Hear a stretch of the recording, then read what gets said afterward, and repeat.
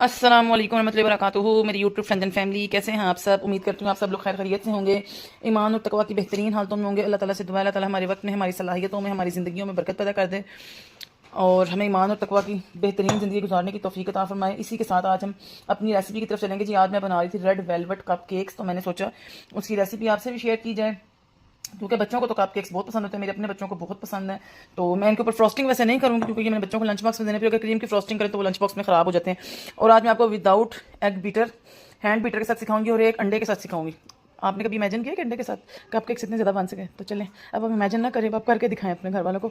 तो चलें जी, बातें तो होती रहेंगी। सबसे पहले मैं आपको एग्जैक्ट काउंट करूँगी।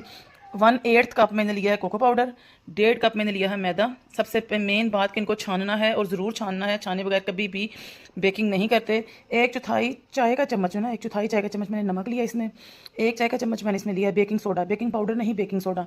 आधा कप मैंने दूध लिया नीम गर्म, और उसके अंदर मैंने 1 चाय का चम्मच सिरका डाल के इसको बटर मिल्क बना लिया।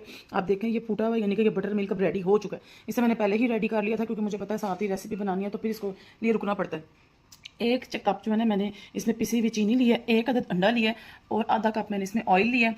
अज्जा मैंने आपको काउंट करा दिए हैं। अब चलते हैं जी इसकी रेसिपी की तरफ। जी ये रेड फूड कलर मैंने चंद ड्रॉप्स लेने हैं, जो मैं आपको बताना भूल गई थी, लेकिन अल्हम्दुलिल्लाह स्टार्ट से पहले ही मुझे याद आ गया जी। तो बाउल में सबसे पहले मैं ले लूँगी जी बटर मिल्क, जो हमने होममेड बनाया था। इसमें मैं तमाम ड्राई इंग्रेडिएंट्स डालूँगी, जिसमें नमक, तो थोड़ा सा नमक साथ चिपक गया, बेकिंग सोडा, अपना कोको पाउडर, मैदा। लेकिन बार बार जैसे बता रही हूँ, ये छाने बगैर नहीं डालना, इसमें कोई लम्स या कोई चीज़ होगी तो वो हमारे लिए मसला करेगी। अब इसमें चीनी भी डाल दूँगी, तमाम ड्राई इंग्रेडिएंट्स इसमें डाल दूँगी, और इसके बाद मैं इसमें जो है अपना एक अंडा डालूँगी, इसको क्रैक करके इसमें डालूँगी और इसको मिक्स करूँगी हल्के हाथ से। देख लें, मैंने स्पीड कभी भी तेज़ नहीं की, हल्के हाथ से इसको मिक्स करूँगी। ये थोड़ा क्रम्बली हो गया, क्योंकि जाहिर बात है इसमें मिक्सचर भी जो है ना गीला गीला कम है, तो साथ ही इसमें मैं ऑयल भी शामिल कर दूंगी, हाफ कप। अब इसकी वजह से इसको बीट होने में आसानी मिलेगी, क्योंकि इसके अंदर लिक्विड आ गया है।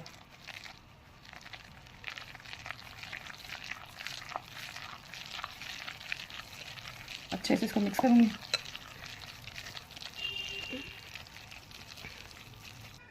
ये देखें जी, मुझे थोड़ा सा इसका ये बैटर थिक लग रहा है, इसलिए मैं इसमें 1/4 कप जो है ना दूध लिए हुए, उसमें से जितना यूज़ होगा वो मैं आपको बता दूंगी। समटाइम्स ऐसा हो जाता है हमारी मेजरिंग में या किसी चीज़ में थोड़ा बहुत फ़र्क आ जाता है, तो फिर हम जारी बात है उसको चेक कर लेते हैं। अगर हमें ज़रूरत पड़े तो हम उसको जो है ना फिर कर लेते हैं चेंज, या जो चीज़ बढ़ानी पड़े। देखें बस 1/4 कप में से भी मैंने 2 खाने के चम्मच डाले, और ये देखें मेरी रिबन फ्लोई कंसिस्टेंसी आ गई, और यही कंसिस्टेंसी हमें चाहिए होती है। अब इसमें कोई लंप नहीं है, इसको ओवर मिक्सिंग नहीं करनी।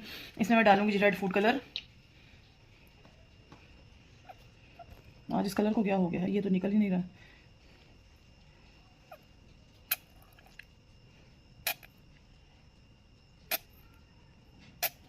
अब इसको मैं अच्छे तरीके से मिक्स करूंगी।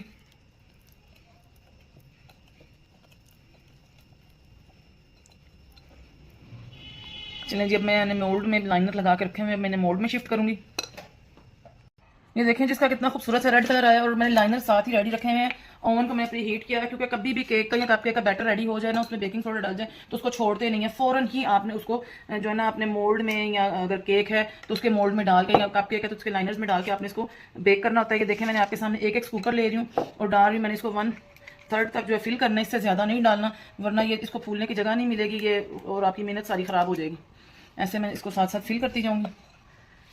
ये देखिए जी, एक अंडे में 13 तैयार हुए। मैं हल्का सा टैप टैप करूंगी, हल्का सा, ताकि इसमें जो एयर बबल्स हैं वो निकल जाए। ये देखें इसकी शक्ल से आपको पता लग रहा है कि एयर बबल्स इसमें से निकल गए हैं। अब मैं इनको बेक होने के लिए रखूंगी तकरीबन 15 से 20 मिनट के लिए बेकिंग ओवन में।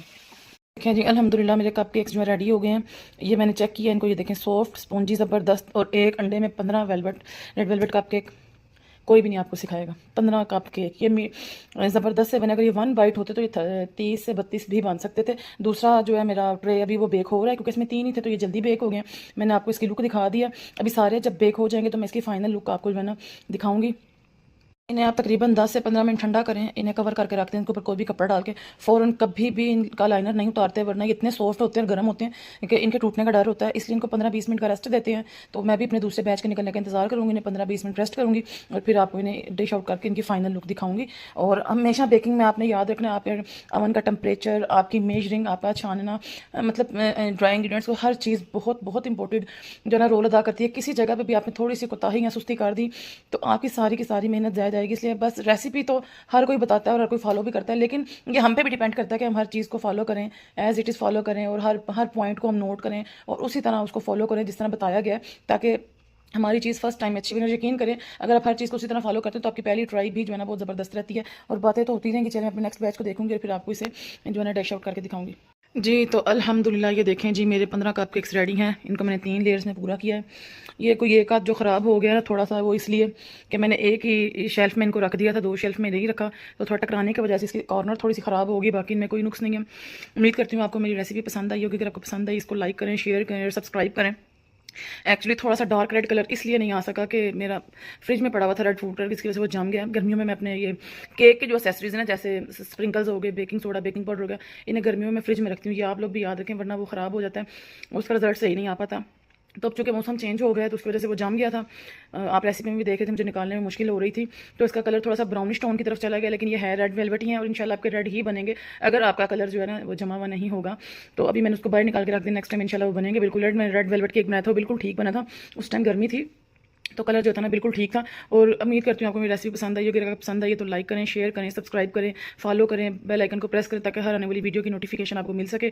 इसी के साथ मैं अपनी वीडियो का अख्ताम करूँगी, मिलूंगी नई रेसिपी में नई वीडियो के साथ। और अब आप इनको काउंट कर सकते हैं जी, 4 ये हैं और 5 ये हैं और 6 नीचे हैं, ये तकरीबन 15 हो गए और इंशाल्लाह इतने ज़बरदस्त बनेंगे। ये देखें, ये केक के अच्छे बनने की निशानी थी। मैं इसको प्रेस कर रही हूँ, ये फ़ौरन ऊपर आ रहा है। अगर ये अच्छा ना हो तो ये फ़ौरन वहीं पे बैठ जाता है। इतना देखें इसकी सॉफ्टनेस, देखें आप, ये देखें बहुत ज़बरदस्त बने। अपने बच्चों को दें, टी टाइम्स में बनाए, पार्टीज़ में बनाए। मैंने इसके ऊपर जो है ना फ्रॉस्टिंग नहीं की क्योंकि मैंने अपने बच्चों को आपको पहले बताया लंच बॉक्स में देने। आप चाहें तो इसके ऊपर फ्रॉस्टिंग कर लें, मैंने अपनी 1-2 रेसिपीज़ में फ्रॉस्टिंग करनी सिखाई हुई है। अब मैं आपसे इजाज़त चाहूँगी। अस्सलाम वालेकुम रहमतुल्लाहि व बरकातुहू।